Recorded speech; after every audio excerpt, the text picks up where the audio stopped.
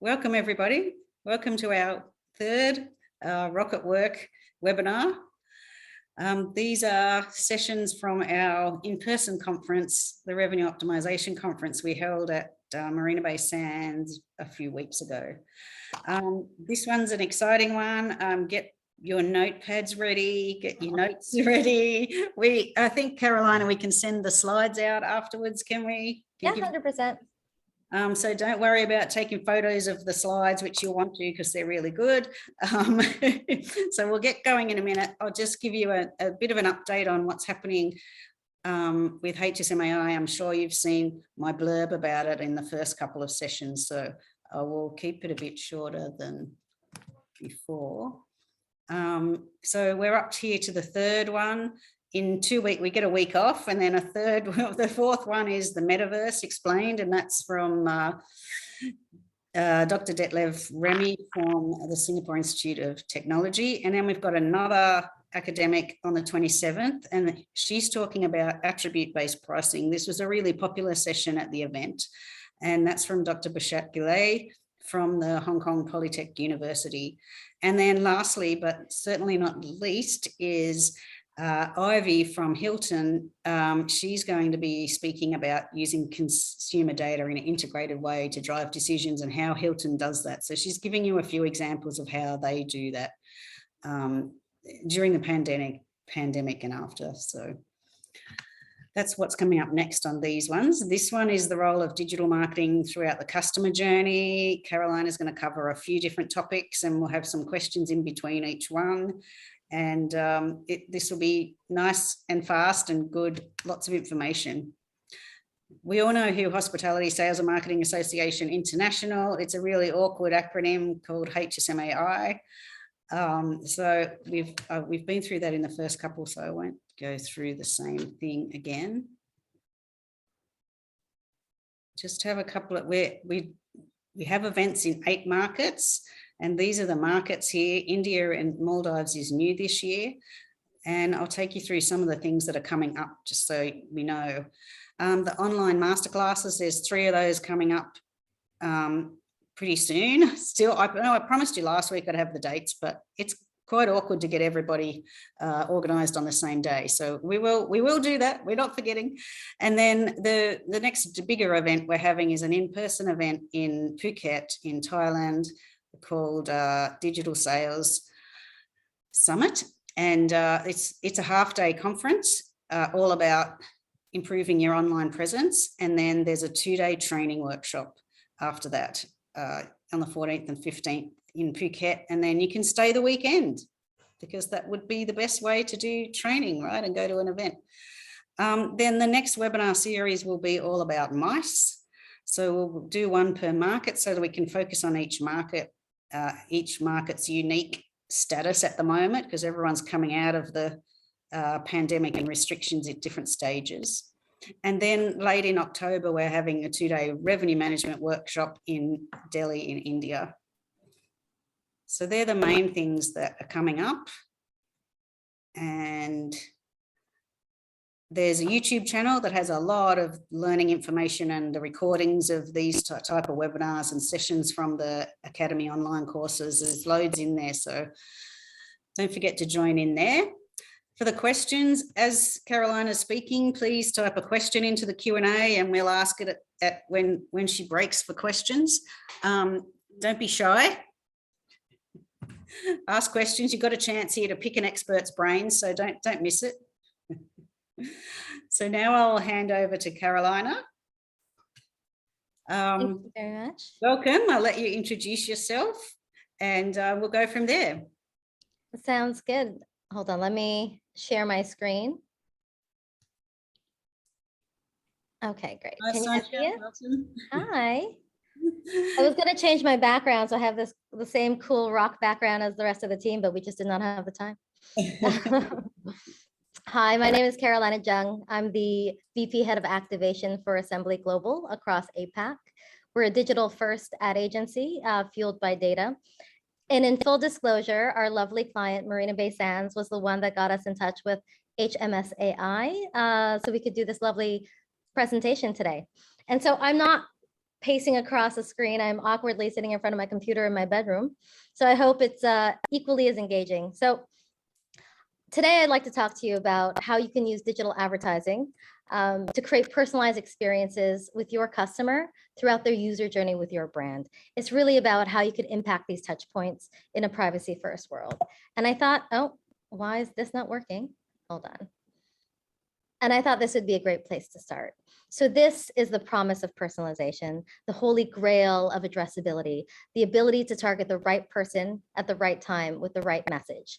Now, it takes a lot of data points to get to this level of hyper-targeting, a lot of data points on a user that they need to consent to. And that, how we do it today, is currently being impacted in light of the recent privacy changes that are happening. So what are these changes? So one, it's the ever-evolving privacy legislation landscape. So new amendments are being made across different markets to make it, to reinforce tighter data privacy controls. A trend that we're seeing here is that a lot of global companies and platforms are starting to adopt the most stringent of policies in order to future-proof their business. It doesn't make sense to maintain 12 different privacy policies across markets. Number two is Apple's recent changes to their privacy policy, namely with the rollout of iOS 14.5 updates and later versions. So in this change, I guess the main takeaway is now app developers need to get explicit opt-in consent from the user to track their activity in-app and across sites. Now, this not only applies to you if you have your own app, but it also applies to large publishers like, say, Facebook, for example, whose users primarily access their platform through the app. So things like Snapchat, YouTube, think about all the different apps you have on your phone.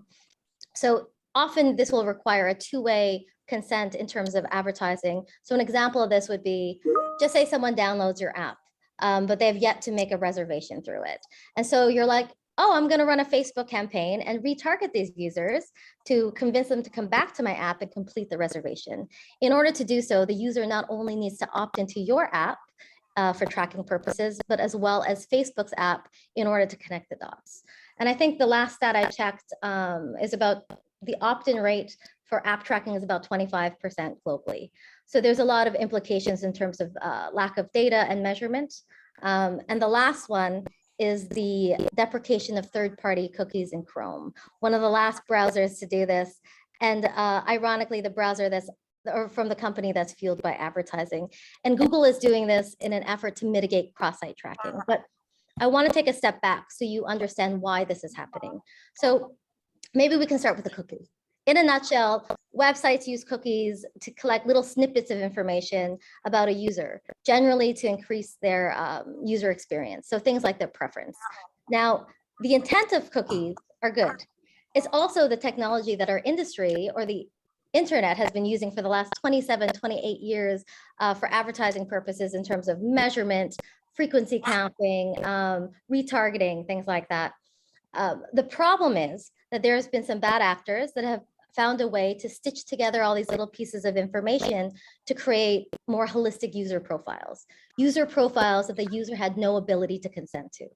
So there was a recent study done or a white paper released called The Diffusion of User Tracking Data in the Online Advertising Ecosystem, just rolls off the tongue, where a company started going on a bunch of different top websites and started monitoring the data that was passed back from the browser to the ad server. And they found that 52 companies, third parties, had access to over 91% of their browsing history. And another 636 had access to over 50%. This is the problem in terms of privacy. So even if you build and manage and maintain your own website, you may not know all the people that place ads there or the analytic companies. And even if you do know all the players that are doing that, you don't know what they're doing with your data and who they're giving it to. So this is what's fueling kind of the trajectory we're going in terms of privacy. So in essence, we're going from an advertising ecosystem that used to allow to one-to-one individual targeting to an ecosystem that is now moving towards masking or hiding that individual among a smaller group of people that share the same interests or behaviors online to, one, protect their privacy, but also two, to give advertisers the ability to still target people with relevant ads. Because at the end of the day, without ads, the internet as we know it may no longer be free. So yes, there are implications. There'll be a lot of data loss. Less data in terms of targeting the user and less data in terms of measurement and insights. But what we can do is we can use different methodologies and technologies to kind of cover some of these losses. For example, instead of third-party cookies or cookies, we can use user IDs to identify and track these users. We can lean into ad tech partners, different publishers and vendors that are using things like machine learning and AI. We can start using data modeling to fill the gaps left behind in terms of measurement. But most importantly, as advertisers or brands, we need to rethink how we can better influence the touch points that we control. So the conversations we have with our brand, where they land to, the messagings we send them, in order to build that trust to get their first party data, because that's the one thing that is not going to be impacted. So I also want to take some time and debunk some myths in terms of the privacy first world. So one, all cookies are going away. Untrue, first party cookies remain. Two, they'll no longer be third party data. So that's untrue. So parties that have historically used third-party cookies are now changing their mechanisms to lean towards things like unique IDs or SDK integrations to collect and serve that data. And lastly, accurate measurement relies on third-party cookies. Yes, there will be less data back. However, we can use modeling to fill some of these gaps. I also wanted to take a moment to touch on some of the solutions the industry is working on in order to address or solve for this post-cookieless world. So again, keeping in mind that cookies is the technology that our internet has been built on for the last 28 years, right? So there needs to be a lot of retooling that's happening on the back end, mainly by ad tech vendors, different players in the industry. So this change will not happen overnight. There are multiple different proposals on how we're going to solve for a cookieless future. I also want to preface that this is not for the in-app environment. This is for browsers and the web. So of all those proposals, I want to touch on two of the most, I guess, prominent or popular ones, keeping in mind that though Privacy Sandbox is often coined Google's Privacy Sandbox, or Unified ID 2.0 is often referred to as Trade Desk Unified ID 2.0. These are industry-wide initiatives. They're not only Google or only Trade Desk. So you'll have parties like the World Wide Web Consortium involved, different industry bodies like IAB Tech Labs, different ad tech vendors and publishers working together to vet some of these solutions so we can solve for what's going to happen in the future. So in terms of Privacy Sandbox, initially started by Google, the proposal, it houses a multitude of different solutions, but two of the ones that I'm going to touch on today are Topics and Fledge. So Topics is the solve for interest-based targeting without cookies. It used to be called Flock, and in essence, what it is it's masking an individual in a small group. So again, we're not doing one-to-one, and we're assigning them a topic of interest based on their behavior. So in this model, there's about 350 topics. So say, for example, things like last minute traveler could be a topic, or in market for hotel and accommodations. The issue with the 350 topics is that it's actually done on a domain level. So which kind of poses a problem to people like Yahoo, for example, who doesn't fit under one topic. They may have lifestyle, auto, finance. So these are things that the industry is still working towards. But the reason why Topics came up is because the original proposal for interest-based targeting that was called Flock, I don't want to get too granular because I promised myself I'm not going to get too jargony today, was way too granular that you could still stitch together a user ID. So in terms of Google's stance is they do not want the ability to have any, for anybody to do cross-site tracking on an individual. So even though the cookies are going away and they introduce, different technologies or solves, they do not want fingerprinting to be involved. The opposite of that proposal is the unified ID. So any kind of unique identifier will give you the ability to do one-to-one targeting, something that Google and Apple are trying not to do. Again, going back to the earlier example about privacy concerns, if people are able to do terrible things with that information. So how UID differs is it's a solve for the open internet. So for example, you have walled gardens like Facebook, Google, Amazon, where people are signed in, they have huge user bases. This doesn't really impact them because they can get the consent. But what about all those other publishers across the open internet that aren't a walled garden? So what the Trade Desk has proposed is a unified ID where a user signs in once using their email address once. That email address is then deleted and they're signed an ID. And they just have to consent. Yes, I approve giving my my information for advertising purposes in order to receive free access to this content. Instead of saying accept, accept, accept, accept. On the back end of this, you have multiple publishers that have signed up for this framework. So then the user can then control their privacy consent from one place instead of logging into dozens and dozens of different websites. The issue with UID 2.0 is that it's fingerprinting. It allows you the ability to do one-to-one targeting. So depending on where privacy legislation goes or who wins in terms of, I guess the way we're going to move forward in terms of targeting users is to be seen. So but I wanted to touch on that. I also want to highlight some of the shifts that are happening in terms of privacy. So one is the shift in how data ownership is categorized by some of the publishers. So in this example, you have TripAdvisor. They are the owner of their data because they're TripAdvisor. They know the taxonomy and the makeup of their data, and they can control consent.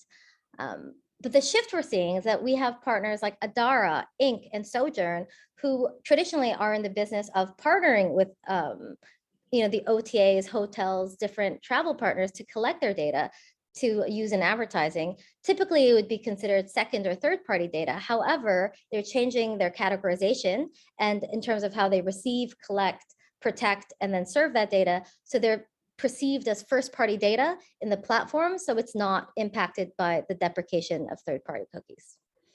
Interesting. I also want to take a minute and walk through what is first party, second party, and third party data. I think it's good in these kinds of presentations to do a level knowledge set. So what is first party data? First party data is basically your data. It's data that you own or the company owns that they collect from the user in direct interactions with the consumer. So for example, this could be the website or app activity. This could be call center data, loyalty program data, people that have signed up to your newsletter or email, your sales data, your social media data, and it also includes ad interaction. So if I run a campaign and someone clicks or watches my video, this is still considered first party data that I can activate against. Second party data is basically someone else's first party data that they give directly to you. So an example of this could be some of the walled gardens. So Facebook, Google, TripAdvisor, they are the custodians of their data. And technically they are a second party data partnership because they know the makeup of their data, they know how it's been collected, and they can give it to you. The benefits of first party data, about second party data, is that it comes from a trusted partner. It can help augment your first party data because often the problem with first party data is you just don't have enough of it. And you could do a direct negotiation in terms of the types of data that you'd like to leverage. And then lastly, we have third party data. So this is aggregated data from partners that I guess, stitch together different custom profiles using multiple partners' data. So this could be demographic data, occupation interests, what they're in market for, what they've recently purchased, their physical location in the real world. The issue with third-party data is it's difficult to understand how it's made up and what the sources of that data is. So this could be examples of third-party data partners are like Oracle and Lotame. So how can we target consumers today in light of all the privacy legislation? So one way is through contextual advertising. So this is not impacted at all by third-party cookies as it's based on context. So for example, this could be working directly with a travel publisher or a publisher that specializes in a specific type of vertical. So auto, finance, things like that. So category targeting on places like Condé Nast or Expedia. The second is contextual. So there are companies that have contextual and semantic technology that will scan the content of a page that someone is currently consuming for specific keywords. So you can target based on those keywords or suppress. Again, not impacted by third-party data. The second type is audience data. So you can leverage advertising on walled gardens, people like Amazon, Google, Facebook, Twitter. These are large partners that have a closed ecosystem where they control and protect their data and get consent directly from their consumers or their users. And lastly is a combination of first, second, and third-party data. So this could be interest data, behavior data, going back to that previous example of low to mean Oracle data that they provide. But keeping in mind how they collect the data now and leverage it is not through cookies. They will now use SDK integrations. They may use their own unique ID. So Oracle, for example, instead of cookies, may activate and sell third-party data through their unique Oracle ID. And it also includes geolocation. So I'll kind of unpack some of these less popular ones in some following slides. So keyword scanning technology, again, based on the keywords that you provide the partner, they can scan the page or the app that they're consuming in real time for the specific keyword. So you can place your relevant ad beside the content that they're reading. I think the interesting thing about contextual relevancy is it follows the same train of thought as search. So if I'm searching for something, and search is often the best performing tactic when it comes to digital advertising, is because I'm asking the internet a question about a specific topic I'm interested in. And I specifically want to have a conversation with the links that I click on because I see in the snippet that it contains certain keywords or relevant information that I want to know more about. So keyword targeting, though it's not search-based, it's, it could be display ads, video ads, what have you, it still follows the same train of thought in that that user is actively consuming specific keywords that they want to know more about. And you're there to try to have that conversation with them. Another one is geolocation. So this is using point of interest partners like Foursquare who collect the movement patterns of an individual using their mobile device. So an example of this could be, say, for example, Marina Bay Sands. You could create an invisible geofence. So whether it's longitude, latitude, you can give an address. I want to do a geofence, kilometer radius around this address, what have you. So in this example, perhaps Marina Bay Sands wants to keep customers on their property longer. So based on the movement patterns of these individuals, maybe you upsell them with certain restaurant deals, different shopping deals to try to keep them on property.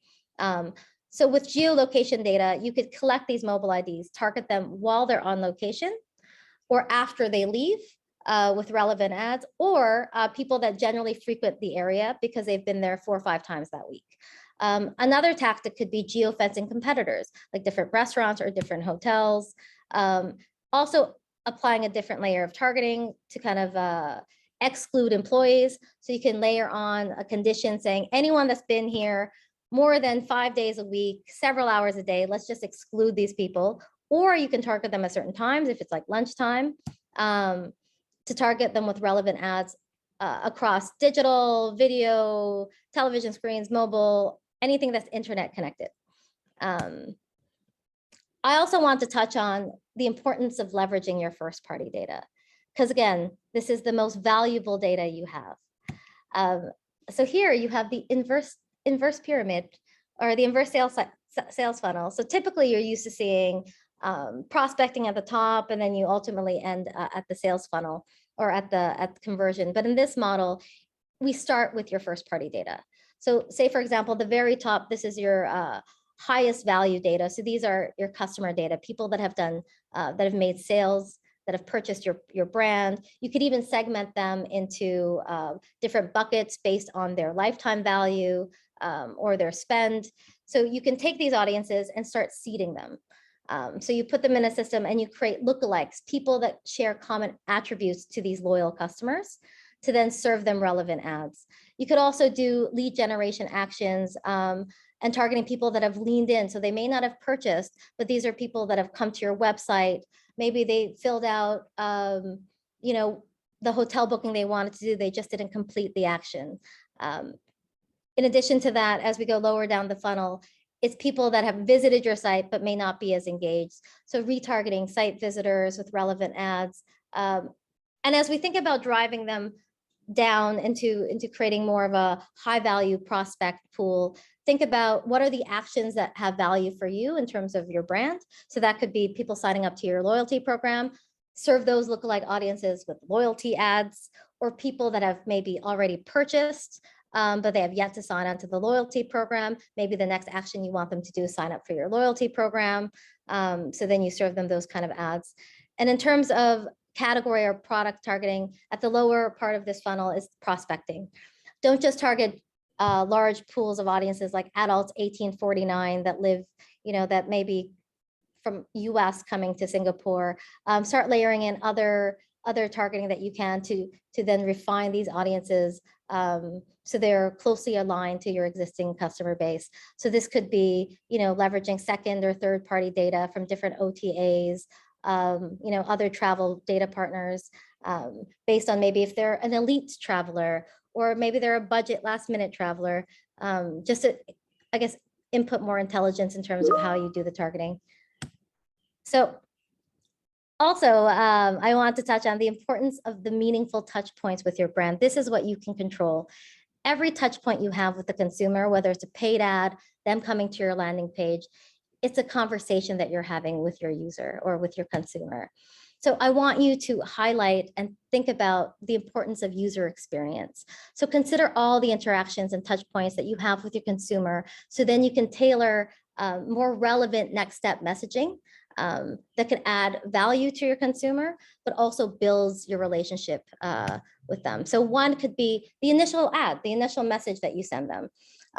If you have first party data, then perhaps you create a lookalike of a loyalty user. So then you know that this person looks like the group of loyalty users you have. So you serve them a loyalty ad.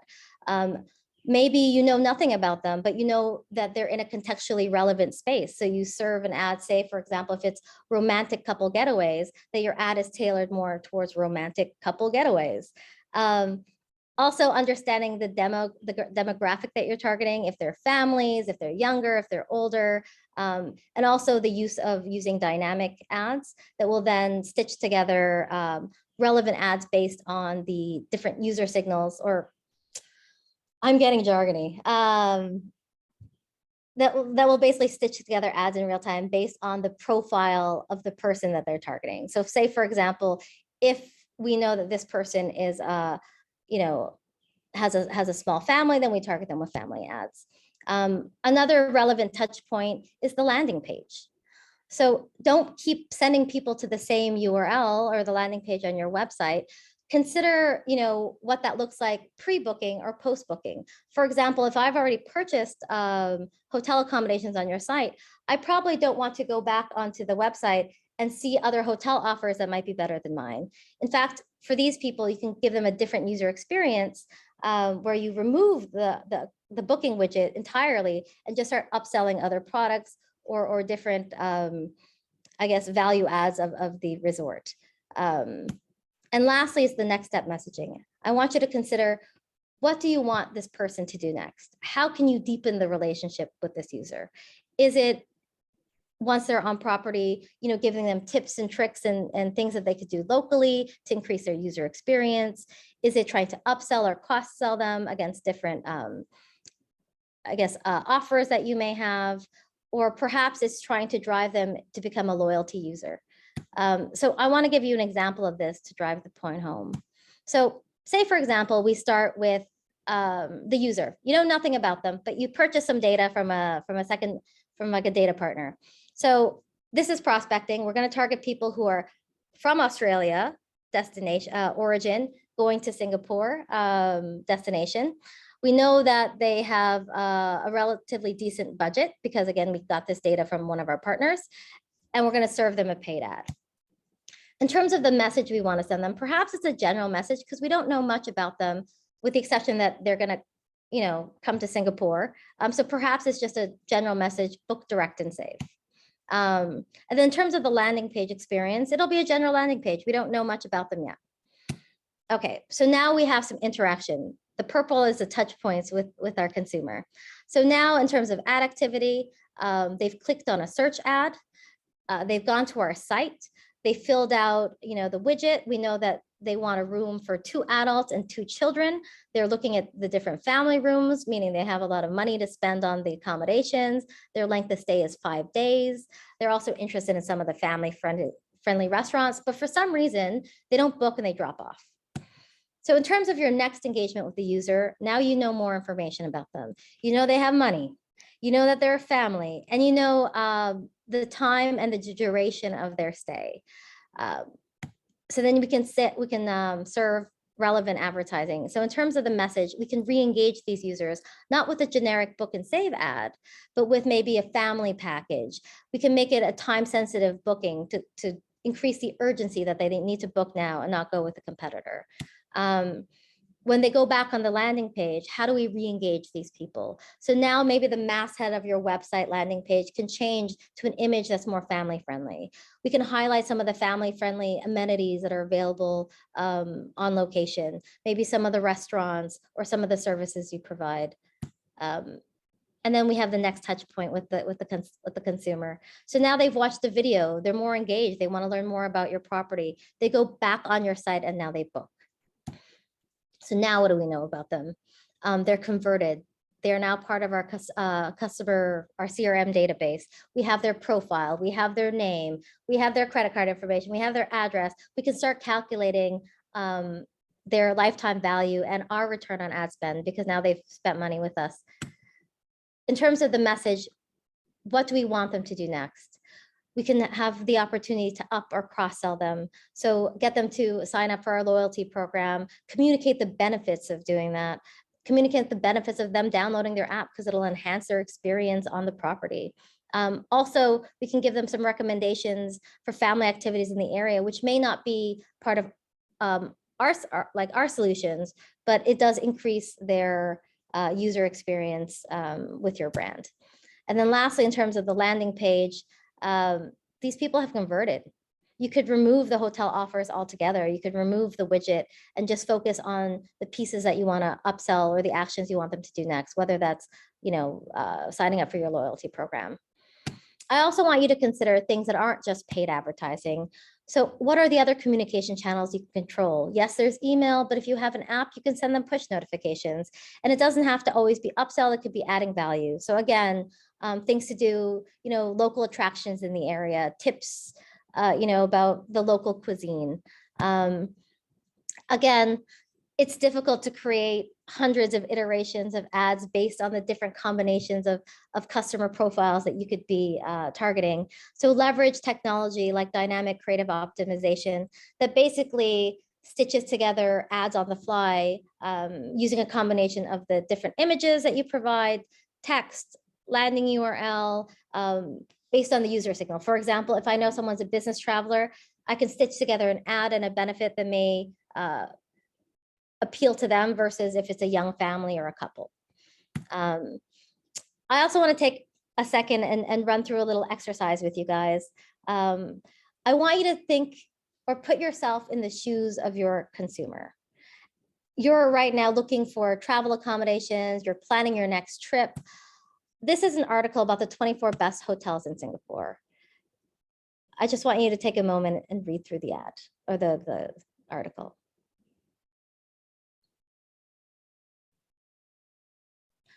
Okay, awesome. That was 10 seconds. Which ones of you, who of you saw the ad? And I think in a conference setting, I can see hands raised. I can't see hands raised here, but I would imagine most of you did not. And therein lies the issue. So you could have the right message. You could have the right person. You could have them at the right place in terms of the content they're consuming. But if the vehicle that you serve your message in cannot be seen by the consumer, then it's not a touch point at all.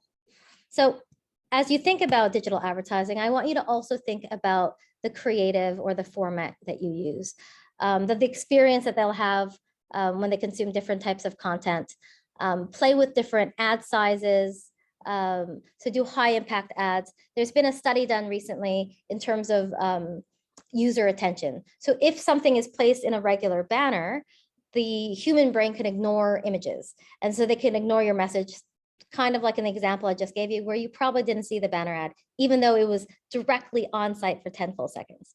However, the human brain will by default start reading their native tongue. So there are native ads that will have like words, text around the image. And for a split second, you'll pay attention to read it to decide whether or not you're interested. So play around with different ad formats, do native ads, try high impact ads, do different engaging formats, which people can engage with because they're interactive, whether it's adding a shopping cart or a map, or if they can toggle it, play with different formats. Also, when you think about digital, I want you to think outside, mobile and desktop. Right now, everything is internet connected. So think about how you can leverage audio ads. The beautiful thing with digital audio ads is it's very one-to-one. You can capture their attention. Also, unless you physically own a radio, there's no more radio ads. Think about how you can leverage digital in out of home. So now you can target people, in real time with different ads when they're out in the real world, whether it's an elevator or in the shopping mall, waiting at a bus shelter. Also think about connected television. So even though it's not like linear television, people are now consuming, YouTube, different shows, long format content on their television devices through an internet connection.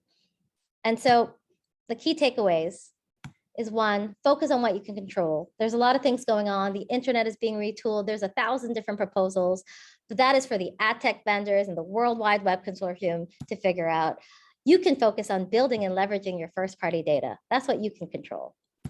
You can control creating meaningful interactions with your consumer at every single touch point you have with them. Again, from the message you initially send them, to the landing page you drive them to any follow-up messaging they have, and the experience on your property.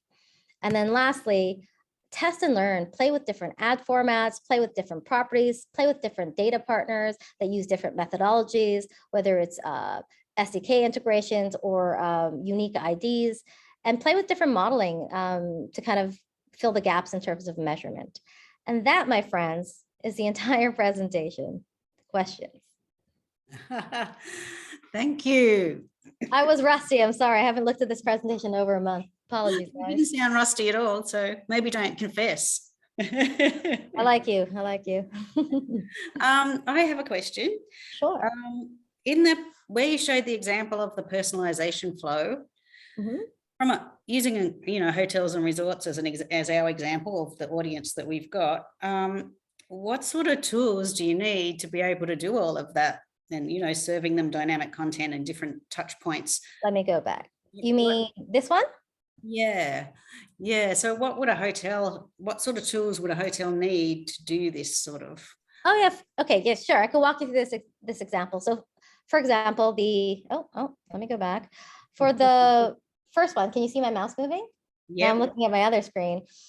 So in the initial example, you can use a data partner, or it can do contextual targeting. So for this one, you can run an ad campaign, do keyword contextual, or leverage a partner like Sojourn or Inc. or Adara that will have the origin destination information. They'll have, so because they get information from, say, Singapore Airlines will sell their data, or other airlines, OTAs will sell their data. You'll have the budget that they have based on data from loyalty programs or credit card information. And then you can serve them a paid ad. In terms of the first message and landing page, pretty generic.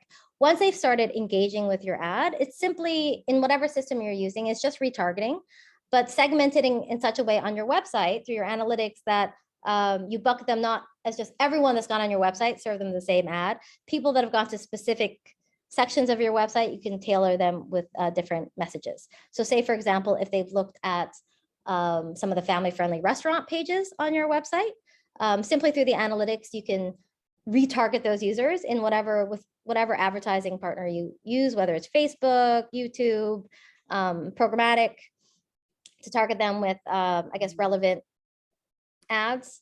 And then in terms of the A/B or optimization, like the customization, personalization that happens on your website, the brand may need to reach out and use partners like HubSpot that can that has technology to then dynamically change the landing page based on information that we know about the user. So again, first party cookies aren't going away. So if you're the owner, just say if I'm Marriott Hotels, I have my first party data on the people that come to my site, including first party cookies. I could start remembering their different preferences, what they filled in before, and based on that, change the dynamic of the content that they receive, but they will have to use a third-party partner or technology. So that's that. Okay. I don't know if it Thank helps. you for that. That makes it a bit clearer. It doesn't seem like, you know, sometimes it feels like you need a fantastic big enterprise system to be able to do all these things, but it's not so onerous on the tools side by the sound of it. I have another question from Trev from Sojourn, who we just mentioned. Oh, hi, Trev. Hi, Sojourn. He says, we have seen many companies planning and getting ready for the cookieless world, which is great, but also concerning is there are still so many who do not seem to appreciate how hard this change will affect them. Do you feel the industry in general is on track, pacing right for this change later in 2023? Yeah, so it's an interesting conversation. I feel like a lot of our clients ask us, oh, how do we prepare for the cookieless world? Again, there are proposals. Some of the ones I mentioned before, they're in beta, they're in trial testing, so you can test them. There's also other solutions like Lotame, for example. Lotame is the second largest data partner across APAC. They have their own unique ID solution called Panorama ID. There's a lot of different solutions, but what's interesting about their solution is they're trying to address the non-signed in open internet, where the UID 2.0 is doing the signed in open internet.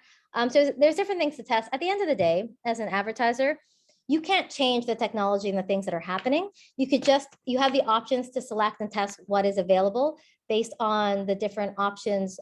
People like Sojourn, for example, or Trade Desk or Lotame is offering.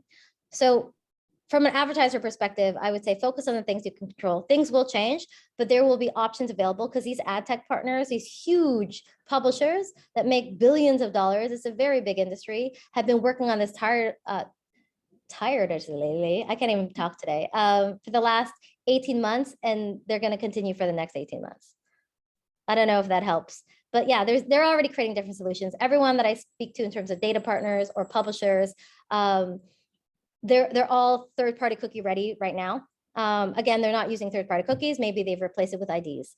They may not be using third-party cookies. Maybe they're now doing mobile SDK integrations.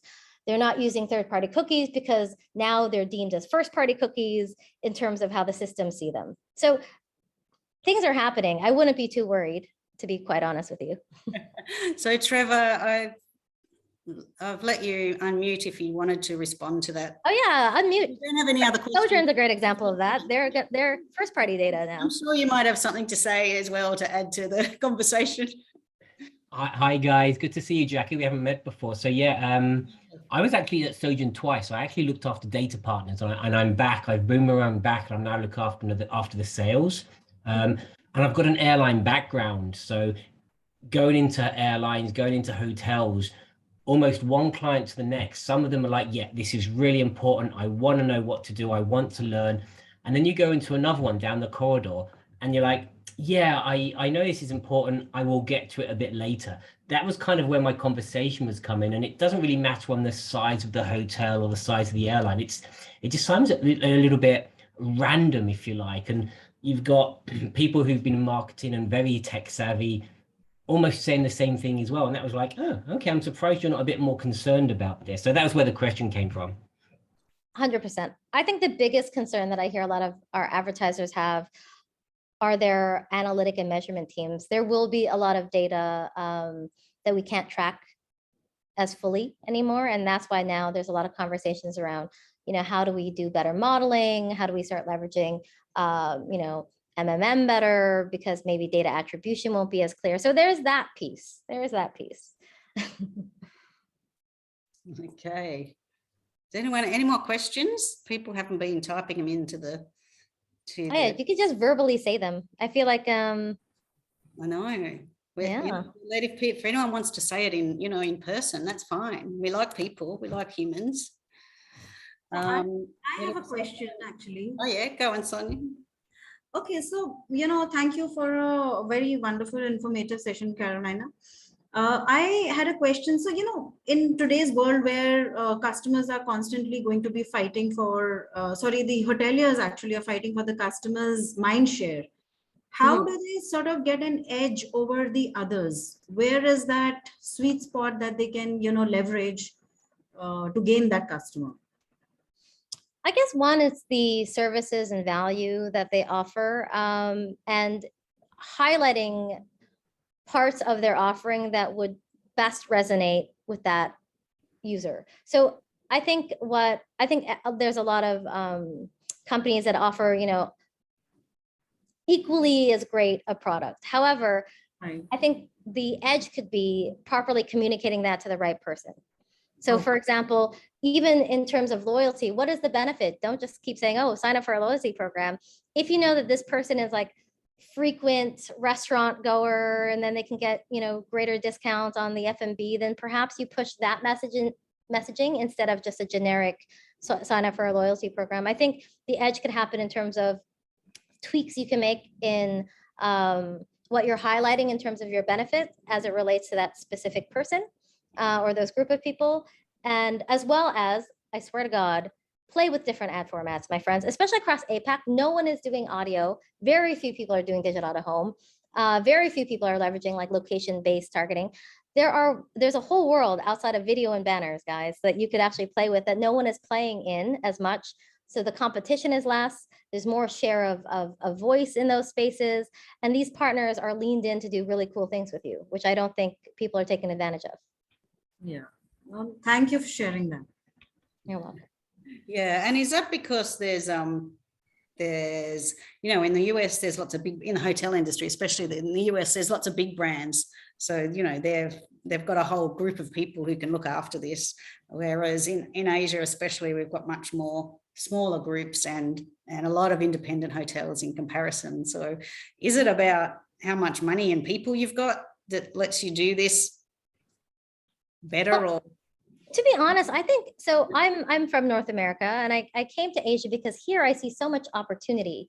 I feel like the problem with the US and Canada is that the market is so mature. There's so little room to, like, you're almost at a point of diminishing return. You kind of got there, and now you're playing with a lot of competitors in that space. Whereas like with APAC, the technology is here. The partners are here, like the vendors are here. Yeah. I don't think the brands are engaging them deeply enough, but the interesting thing about APAC is they're willing to do more interesting customized things that you may not be able to get away with in markets like the US, right? Because they just they want the buy. So I think here there's that opportunity to get so close and try really cool things. And you can be a bit more adventurous. Yeah. Another thing I honestly, for everyone on the call, if you're a brand and you have an agency, do start engaging with your agency and the different publisher partners that they talk to every single day. I think it's important that brands talk to the ad tech vendors, talk to the different online publishers as deeply and as closely as their agency partners do, because now it's a combination, everything is coming together, like creative is coming together with media and data is stitching it all together. So I think it's equally as important for advertisers to lean in. Also, I know I'm going off on a tangent. So I used to be part of the IAB, the Interactive Advertising Bureau.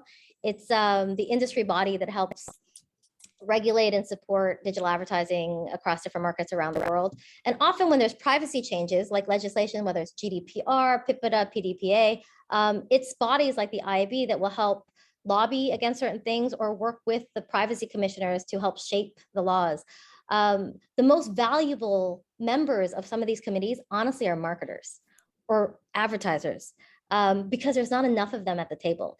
It's these industry bodies are filled with like every single publisher you can think of: Facebook, Google, Amazon, AOL, Yahoo, like all the ad tech players, but there's just not enough marketers leaned in.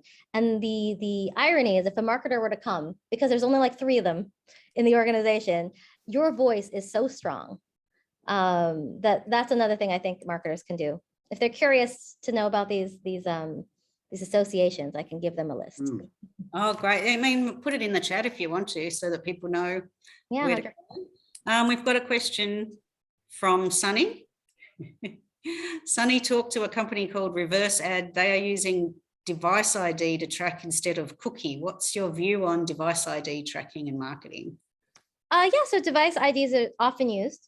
I think, again, so there's multiple ways that you can track a user. You could do that through, device ID. You could do it through cookies, API connections. So I think it's just another way to do it. However, with privacy as it changes, it would be interesting to see if we're still able to get the device IDs to target with in the future. But again, right now, it's okay. So it's the same thing. I feel like more and more people use mobile devices. And so once you can capture them, I mean, it's just a different methodology or a different mechanism. Okay, great. Carolina, can we just go backwards for a second? Where you mentioned there was 2 or 3 spaces where there's a real opportunity for digital advertising. You mentioned audio. Can you just sum that up again briefly? Because people might go away and think, okay, that's 2-3 areas that we can put on the marketing agenda. So audio, so I feel like people do different things on the internet or using Wi-Fi connection. Maybe I'll put it that way. So that could be, maybe they check YouTube or maybe they go on Facebook, but a huge chunk of how they spend their time is listening to music. So maybe they have YouTube on their television, maybe they're listening to Spotify or SoundCloud or just the news through like NKPR. So I think that's a great opportunity in a space that's not saturated. So there's digital audio. You could also do dynamic digital audio, which is really cool. And if people were to do it in APAC, with the exception of Australia, I think you'd be first to market. So with dynamic audio, you can take different feeds. Say, for example, if a certain, I don't know, sports team does really well, you can change the ad based on where their location is. You can change so with dynamic audio, the elements that change is the background music. So you can actually change it to personalize it to someone who likes hip hop versus jazz. It's also the voiceover. So you can change different parts of the voiceover. So you could be like, hello, KL. Hey, JB, hey, Singapore. Hey, River Valley. You can change that. If it rains, you can change the message to adhere to when it's raining. So there's a lot of different ways you can play with audio.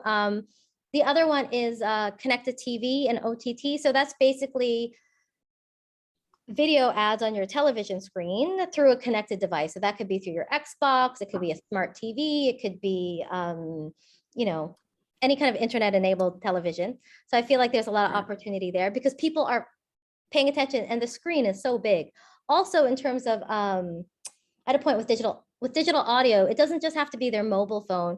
You could actually, there's technology now that you can target people based on the type of device. So maybe it's a smart speaker in their home. So you know that they have money. It could be their television set. It could be the Bluetooth in their car.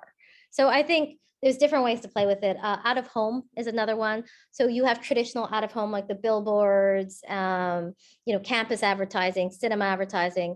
But now, so basically, anything that can be automated will be automated. And that's the way our industry is going. And so every large publisher, media vendor, they're trying to embrace standardization and adopt automation. So you have partners like JC Decau and, large out of home vendors that you'd have to like old school call the rep. Hey, I'd like to book X amount of boards, 8 weeks, GRP, yada, yada, yada. But what you can do now is you could actually, with no minimum spend, cherry pick the different digital out of home locations you want based on, the type. So maybe elevator ads in, the CBD or something like that. Change the messaging in real time. You could change your ad from morning to night. So maybe in the morning, I don't know, yoga classes. In the evening, maybe you push them towards your different restaurants based on where they physically are. Also, if you do out of home, you can do a geofence around the boards you've done and then retarget them when they're on their mobile device on video. There's so much cool things one can do. I can go off on a tangent. So yes, out of home. I think you had a lot of the listeners at ClearSpace First to Market in terms of the 100%. audio. So I can literally see everyone madly jotting down the notes. Okay, must do audio in the next few months. Yeah, there's so much cool opportunities. But again, it's to lean in and to talk to these partners. So Carolina, where would a hotel start? They've got the old-fashioned thing. They haven't started on this journey of first party or dynamic content or anything like that. What's kind of the first couple of steps to take? How do they start? Yeah, I would start with the information they know. I would start with their data. And I know I use the word data. Anytime I use the word data, just replace that word with information. That's all it means. Big data just means more information. Right. So I would take the information they already have about their customers. So, okay, well, of all your loyalty people, your call center data, your your newsletter data, all that kind of stuff, what kind of insights can you glean in terms of the types of audiences? Because then based on those types of people, also the footprint of your property. Are you just targeting, staycationers? Are you targeting people from certain, like if you're a small boutique, right? Will someone fly from 14,000 miles to come to your small boutique? Who knows? So understand the person you're trying to reach, like the profile of these people, the geographic in which you want to play in. And then once you understand what these profiles look like, be like, okay, well, what kind of data information do I need that I may not have that I can get from other people that will help me highlight that, yes, indicate that this is that type of person. So Sojourn, Trevor, they have a lot of great data that you can use, or other partners, right? And so I think once you isolate the type of audiences you want, lean into your agency partner, or feel free to ping me. I can give free advice. I really don't mind. And then be like, okay, for example, if you want business, just say you're a boutique business hotel, and most of your bread and butter comes from people that do trips because you want to, increase bookings during the weekday. Then maybe you run digital out-of-home ads in certain business areas based on, because you have in your CRM database, the addresses of a lot of your past customers, you concentrated on those areas. So yeah, I would just look at the data they have and then strategically build your digital advertising plan around that. To start a plan. Trev from Sojourn, do you want to add anything to that? How did hotels start? I guess you're specializing in this industry, so he's a good man. Yeah, it's a great question. Obviously, we specialize obviously in hotels, airlines, and anything to do with travel. And you've got some of the smaller hotels, and when I say smaller, sort of anybody who has like a cluster of say 10 to maybe 30. Sometimes they might not have engaged an agency yet. So we do work directly with some, and sometimes they have some digital savvy marketers there as well who can get into the lingo quite quickly. Most of the bigger brands will work with awesome agencies like MBS and Carolina, etc. So if you don't know it enough, lean into your agency, because that's where your expertise is going to be as well. And that's one thing at Sojourn. I think of it as a triangle, because it's on one point of the triangle you've got the client, and the two other points is the agency, and then somebody like Sojourn or a company like Sojourn as well. And it can get quite technically and quite confusing quite quickly, and everybody isn't a programmatic expert. So I'm certainly not. I know it relatively well now, but they can, like I said, if Caroline is going to give you some advice, hit her up. she knows so much as well. So that's part is, and I think genuinely the industry, because we're coming out of COVID now, and I think we can all sort of say a big yay, because it's awesome. Everybody wants to help everybody come out of this as fast as possible, whether you're an airline, you're a small boutique hotel, a large hotel, whether you're attractions, and everybody wants to help as much as you can. So where do you start?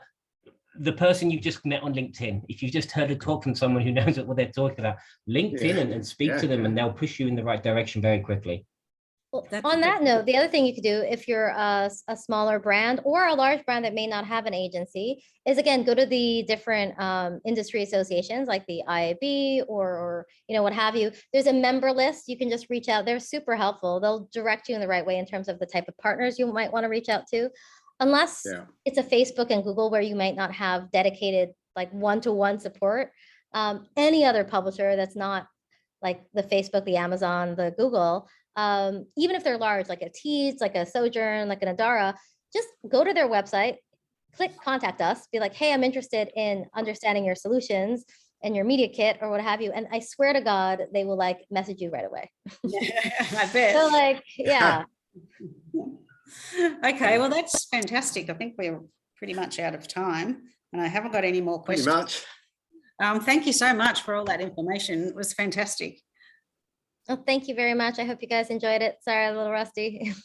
You were rusty. Oh no. Delete this recording, guys. Delete the recording. Thanks, Trev, for chiming in, without any notice at all. Thank you, Trevor. Oh, and I'll also point out, so Sojourn is a wonderful partner.